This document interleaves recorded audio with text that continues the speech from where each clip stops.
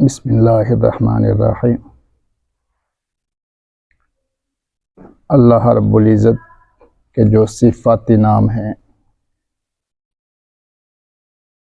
یہ حقیقتاً اللہ رب العزت کے اخلاق ہیں،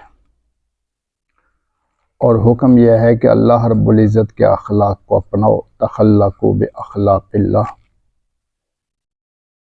اللہ رب العزت کے صفاتی ناموں میں ایک نام ہے منتقم، انتقام لینے والا۔ لیکن ہمیں اللہ رب العزت نے جو حکم دیا ہے وہ معاف کرنے کا حکم دیا ہے، اور معاف کرنے کے بارے میں اللہ رب العزت نے ہماری تعریف کی ہے، والکاظمین الغیظ والعافین عن الناس واللہ یحب المحسنین۔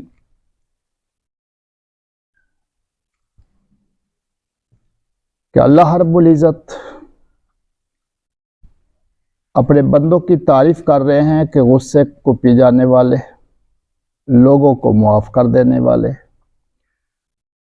یہ بہت ہی بڑی نیکی کا معاملہ ہے، تو اس وجہ سے کیا فرمایا؟ واللہ یحب المحسنین۔ اللہ رب العزت نیکی کرنے والوں کو، احسان کرنے والوں کو بہت زیادہ پسند کرتے ہیں۔ اب اللہ رب العزت کی جو صفت ہے انتقام لینا، اس کو ہم کیسے اپنائیں گے؟ اللہ رب العزت نے انتقام لینے کی کسی حد تک کی اجازت بھی دی ہے۔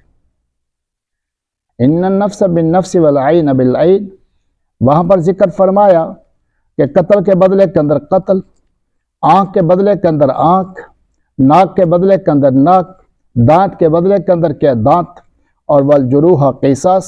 اور اسی طرح اگر کسی نے زخم لگایا ہے تو اس کے بدلے کے اندر اتنا ہی اس کو زخم لگایا جا سکتا ہے۔ لیکن اس کا اختیار اللہ رب العزت نے ہر بندے کو نہیں دیا۔ اس کا اختیار کس کے پاس ہے؟ وہ جو حکومت وقت ہے اس کے پاس اس کا اختیار ہے۔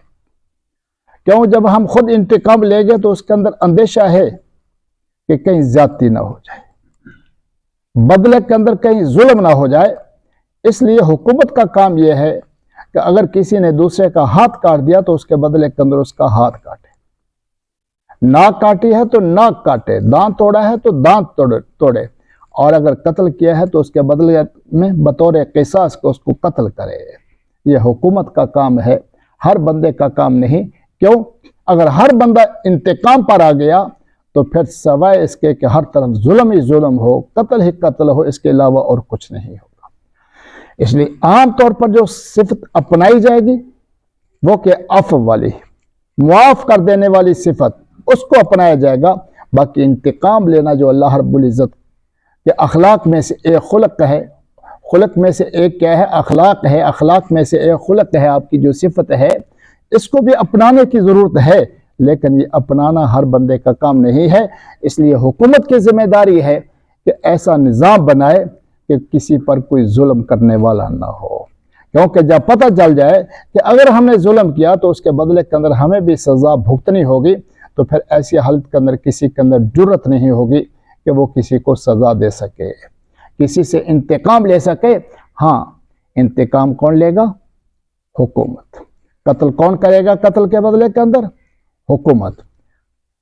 ٹانگ کون کاٹے گا اگر کسی کی ٹانگ کاٹی گئی ہے؟ تو یہ حکومت کی ذمہ داری ہوگی، ہماری ذمہ داری نہیں ہوگی۔ باقی اللہ رب العزت نے فرمایا کہ انتقام لینے کی اجازت ہے، لیکن اگر تم معاف کر دو تو یہ زیادہ بہتر ہے۔ اس سے کیا ہوگا کہ پورا خاندان آپ کا تابع بن جائے گا، آپ کا غلام بن جائے گا، آپ کا خادم بن جائے گا، کہ آپ نے ان پر بہت بڑا احسان کیا کہ ان کو لولا لنگڑا ہونے سے بچا لیا۔ اللہ رب العزت ہمیں